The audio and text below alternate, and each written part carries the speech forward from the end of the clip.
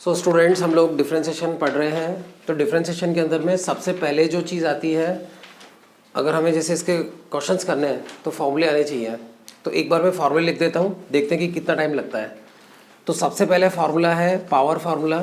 जैसे x की power n है, y is equal to x की पावर n।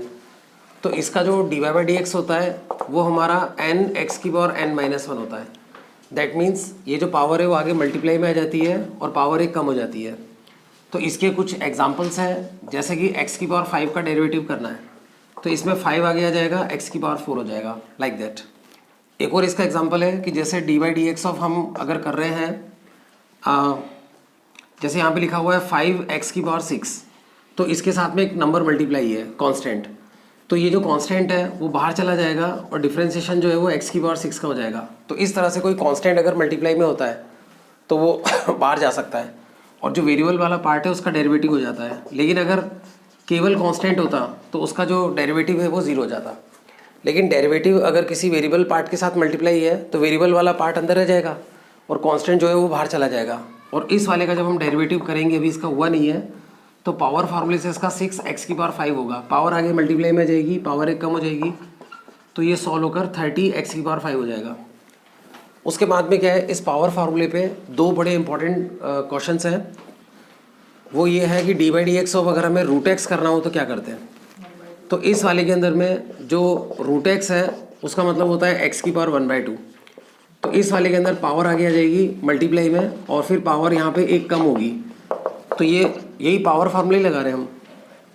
कई बच्चे क्या सोचते हैं कि जैसे D by D x of अगर मान लो कभी ऐसा आ जाए कि x की पावर √3 है तो ये फार्मूला शायद नहीं लगेगा, क्योंकि n देखते हैं उनको क्या लगता है, नेचुरल नंबर पे लगता है। ऐसा कुछ नहीं है, कोई भी यहाँ पे नंबर हो उस पर लग जाएगा। तो इस वाले में लगेगा तो पावर आगे मल्टीप्लाई में हो जाएगी, पावर एक कम हो जाएगी।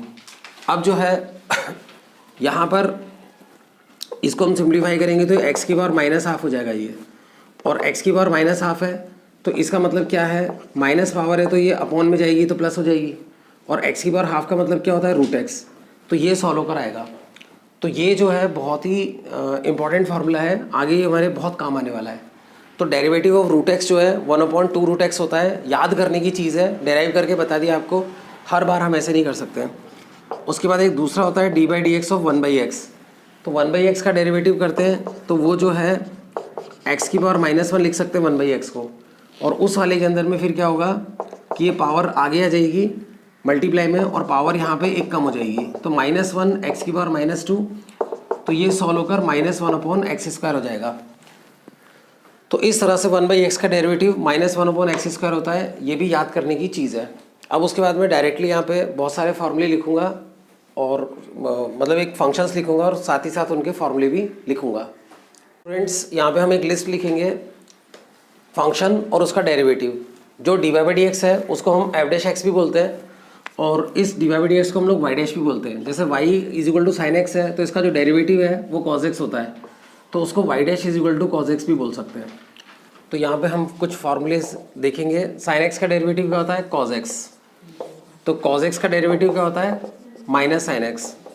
फिर tan x का डेरिवेटिव क्या होता है, sec² x।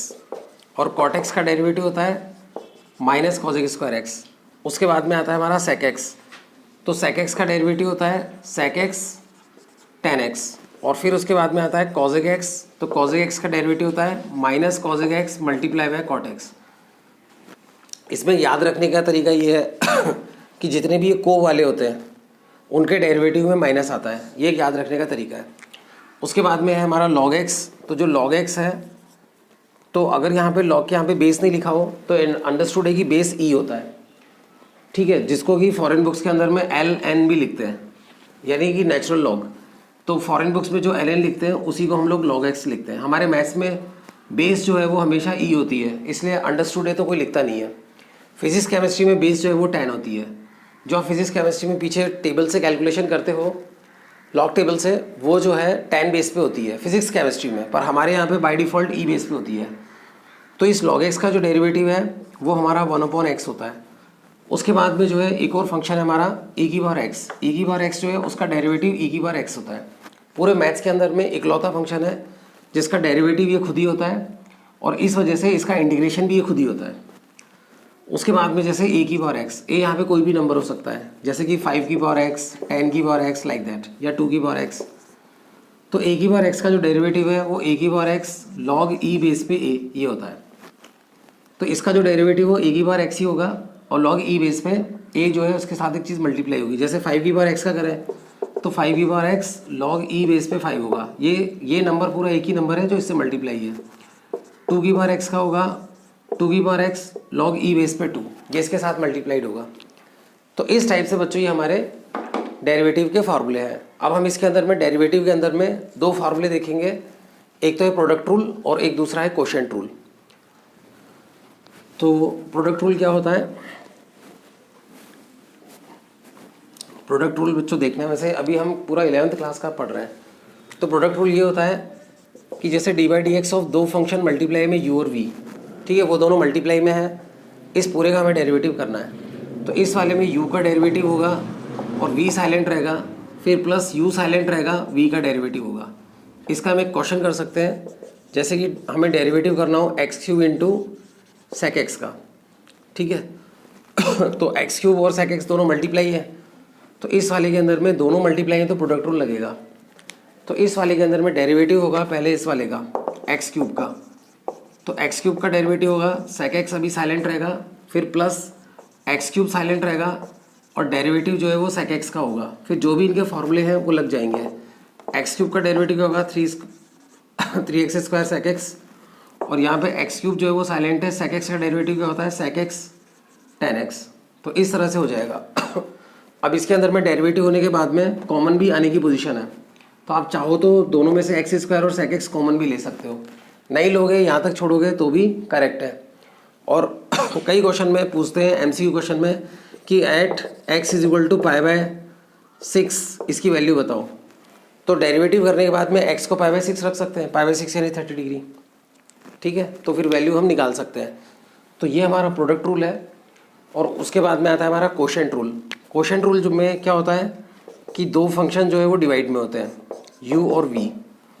तो इस वाले में क्या होता है, इसका फार्मूला होता है कि जब हम इसको डिफ्रेंशिएट करते हैं तो v मल्टीप्लाई होता है ऊपर वाले के डेरिवेटिव में, माइनस u मल्टीप्लाई होता है नीचे वाले के डेरिवेटिव में, और फिर पूरे के अपॉन में v का स्क्वायर आता है।